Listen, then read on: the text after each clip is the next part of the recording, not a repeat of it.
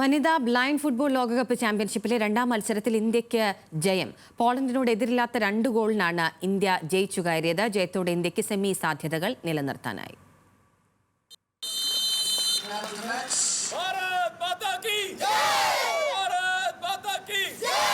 ഉദ്ഘാടന മത്സരത്തിൽ ബ്രസീലിനോട് 1 ഗോളിന് തോറ്റതിൽ പതറാതെയാണ് ഇന്ത്യ കളത്തിലിറങ്ങിയത്.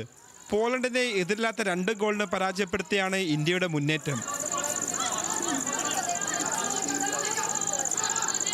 16-ാം മിനിറ്റിൽ ഷഫാലി ഇന്ത്യക്ക് വേണ്ടി ആദ്യ ഗോൾ സ്വന്തമാക്കി.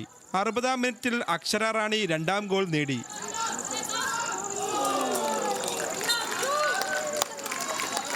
ജയത്തോടെ ഇന്ത്യ സെമി സാധ്യത നിലനിർത്തി.